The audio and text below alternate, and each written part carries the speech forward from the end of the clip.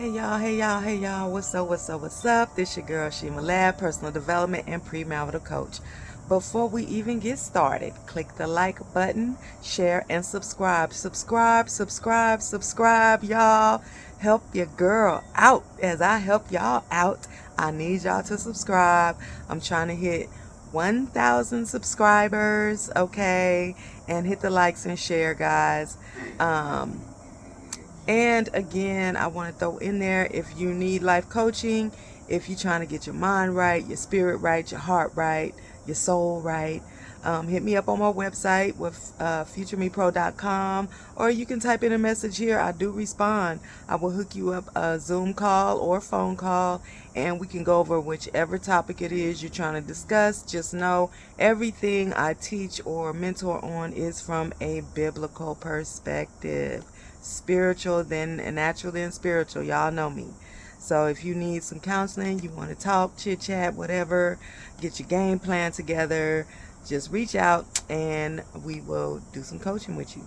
But this topic, y'all, since we have so much racial tensions going on, racism, blah blah blah blah and blah, I have to give you my experience and the things that I'm experiencing. Okay.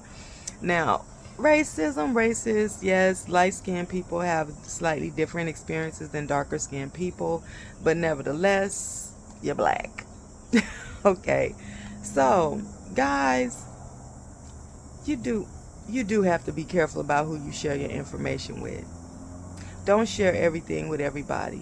And it's unfortunate that it's one thing if you can't share it with your family.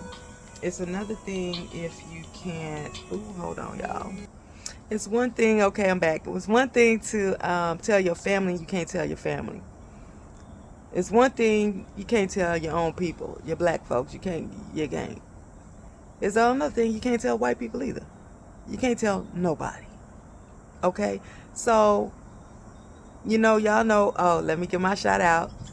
Shout out to Abraham Traore, Burkina Faso, Africa, one time. Okay, till I get there. So anyhow, I'm preparing my clients, and because I'm not gonna be here, and I'm changing my business structure on what I do in North America to what I will be doing in Africa. Okay, so I'm changing things, kind of let my people know, because them transitions are taking place, right? So, mind y'all, you heard my previous video. I work with wealthy people. I work with very, very wealthy people. And the majority of them are Caucasian. Okay. So there's one particular very wealthy family. Like, they schedule their appointment, and I let them know that after this next appointment, I won't be around. And this particular client, I even have a hard time staffing for that particular client. And so some of my clients that are super, super hard, it may boil down to me doing that work. So anyhow, I let them know. They're like, well, do you mind if I ask where you're going? Because I did everything to avoid where I was going. I avoided at all costs not to say that, okay? I tried to avoid that at all costs, right? So I said, okay. Oh, I'm heading to Africa, just taking a trip. And all I heard was silence on the phone. And then I heard a slight stutter. Okay, so then I hear a slight stutter. Like a... And then I hear the readjustment. Oh, yes. I've been to Africa. I used to take my daughter, her little white Caucasian daughter, when she was graduating high school and early college, and we had such a one time. All she talked about was Kenya, Kenya, Kenya, Kenya, Kenya, Kenya. Okay, had such a wonderful time, and we helped do this. And my daughter, she helped feed the people, and the people are so loving, and they're so this and so that, and in my mind, y'all, I'm processing this as, oh, so after you guys enslaved us and stole us and brought us to USA, You decide to take your children there on vacation while you leave us here to build your country and have your babies. You go back to our home on vacation. And this is what's going through my mind as she's talking, right? Yes, my daughter. I was like, oh, no reparations. No, I'm sorry. No, nothing. Just, yeah, we've been to your place a lot of times on vacation. We take our daughters there to feed your people. Okay, so anyhow, and this is the hard part, because I'm a professional, because I'm the owner of the business, you always have to overlook people's lack of knowledge and lack of understanding. So we do a lot of tongue biting, a lot of humbleness and humility, okay? A lot of turning the other cheek, should I say, okay? And so I'm just listening to her. And this is on the phone, okay? So then it wasn't good enough for her that I was going to Africa. It wasn't good enough that I was just going to a country in Africa. So she says, so which countries are you going to? See the S on the end, she had to make it plural. Which countries are you going to? I said, well, my lineage is West African, so I'll probably go to Ghana and then Nigeria, Benin and Togo, and I want to go see Mali. And she says, oh, I've never heard of some of those places. I said, oh, yeah. Well, she said, oh, okay, so, what's making you want to go there? What makes me want to go back home after you enslaved us? What's making me want to go back to my original place of origin? I guess I'm thinking in their mind, like, to them it's a vacation, but they forget that African Americans, you actually stole us from Africa. And you go there on vacation, a place where you caused, I can't even give you a big enough word to articulate the trauma that you left behind. So I told her, well, I'm building my retirement home there and da da da. And then I hear the silence again. Right? Okay, so fast forward. We got past that conversation. Oh no. Let me tell you this part. We got past that conversation, right? So then the conversation changes to she telling me how to get to her home, because they're doing road construction, and the road that we normally get off on to get to her house is blocked because of construction. So she begins to complain that the construction is just sitting there and she can't get to her road, her home from that road. She has to take a back road. And I explained to her, I said, well, they've taken a lot of the Hispanics, and a lot of them are afraid and they're not coming to work. So that road may be there like that for a while. And she gets quiet again, and she's, yes, I know, and it's just so much going on. And I said, yeah, I get the illegal immigrant thing, I get that. I said, but what I don't agree with is them separating kids from their parents. I can't imagine what it's like to be a kid and all of a sudden your parents gone, you're standing around as strangers with no information on what's about to happen to you and where your parents are. I don't agree with that part. And she says, yeah, well, I don't have to worry about that. And then I got silent. And then she realized what she said. And so she says to me, oh, you don't have to worry about that either. And again, I sat silent.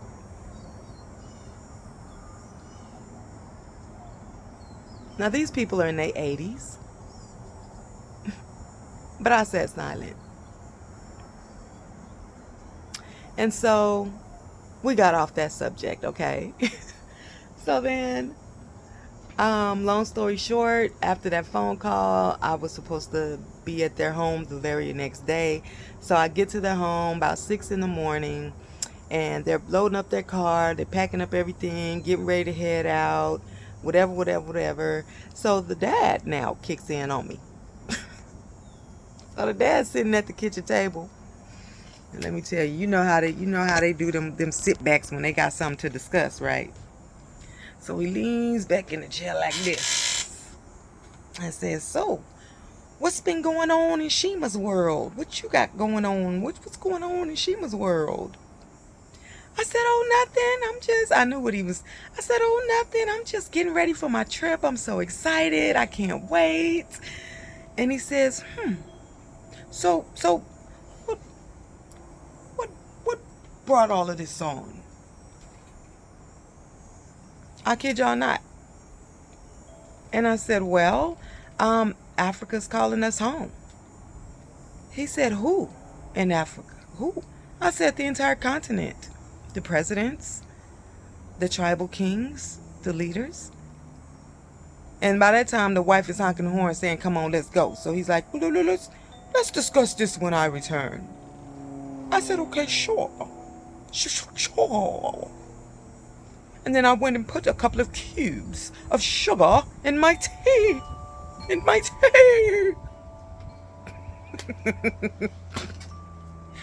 Y'all, this is what I'm dealing with. So then the behavior specialist comes by yesterday. Because no, I work with everybody, y'all. Remember, just a refresh and reminder, I'm a licensed vocational nurse specializing in mental health. I help and support and train on behavioral supports. I work with doctors, psychologists, neurologists, psychiatrists, PT, ST, OT. I work with some of everybody. So this particular day, the behavior therapist specialist comes and we're talking, and we have our conversations, and so she starts telling me her stories. Now, she's Caucasian. She may have some Italian in her or something. And so she starts talking about the amount of money they have and all of this stuff. And in my mind, I'm like, well, we probably afforded them that money. All the things that we've built and we've done. While they go have vacations, we're building USA while they're in our country having vacation, stealing all of our gold and our resources and stepping all over our people, making us look like we're the poorest country on the planet when we're actually the richest planet on the planet Earth. So I work with wealthy people, y'all, and it's something else. Bite your tongue. Give people space to realize what they're saying. Hopefully a lot of Caucasian people are waking up, especially the elites, especially the wealthy people who enjoy services like mine. Okay? Not naturally because I'm good at what I do, spiritually because I'm in tune, and it extra makes me good at what I do. And it's very hard to come across somebody that gives the amount of consistency and quality of care and work that I give. And this is what I hear from my clients' parents and my clients repetitively. I'm so impressed with the quality of your work. I'm so impressed with the consistency of your work. I'm so impressed. Because I'm real with this. This is what I do. Okay? I'm a good nurse. I'm one of them nurses that, if you look at a whole line of nurses, there may only be a few that's all of that and some. And I'm one of the ones that's all of that and some. Okay? Rich, wealthy people want the best. They say they want the best. They want the best everything. They want the best people to build their pool. They want the best company to build their house. They want the best nanny for their children. They want the best. But they forget when you get the best, you're getting intelligence. You're getting experience. You're getting education. You're getting people who have their own social status, and they're at the top of that social status. You're getting people who most likely don't have to take your and they probably don't really need your money. You're getting the best because we have a different kind of mindset. They want the best, but they want you to act like you're not the best. It's kind of controversial and conflictual. But again, I think a lot of Caucasians, they just really don't see themselves. They say things out of their mouth that don't match quite what they think, and it's not even connected to what's in their heart. And so it always comes out misconstrued, backwards, upside down, and inside out. And so you just have to sit and look and think, Nephilim. Neanderthal, maybe? What is that? They ain't figured it out yet. After 450 something years, or should I just say centuries, they haven't figured it out yet. Give them space and time. Learn humility, learn humbleness. I know black people have been humble a long time. But I have love for my Caucasian clients. I have love for my wealthy people, families. You know, they're good people, don't get me wrong. They always bless. They always gift me. They're always feeding me. They're always offering me vacations. They're always giving me and offering me. Like right now, I have keys. They gave me their car keys. Here's the keys to the car if you need them. Here's the... I'm black. I cannot tell you. I could, but I'm not. How many pair of house keys I have that belong to rich, wealthy white people? I have keys to their homes. They trust me. And they should. They got the right person. Because the Lord and the Holy Spirit in me keeps me from doing anything to some of my people who are quite racist. Even though they claim they're not, because they love me. They care for me. They gift me. I guess the same way they care for our people in Africa and send food and used clothing items. And they come on tourism and they give us things while they tip us with their tourism. I don't know, y'all. This is just my experience, and this is what I experienced over the last 2 days. But it's okay. I'm still going to Africa. And I'm still building my kingdom. And I don't care if they like it or not. And there's nothing they can do about it. You know why? Because Abraham Traore, boom, and Namibia, and Ghana, and the Sahel, they putting the colonizers out. And they calling us home. So we can finally live how we were meant to live. I don't care who's uncomfortable with it. They can just gift me on my way out. So, I just want to drop that on y'all. The racism is inbred. They can't help it. It's a whole mind shift set they got to go through. So, just pray. Pray for our counterparts, y'all. And show love where you can. Peace out. Like, share, subscribe. Love you.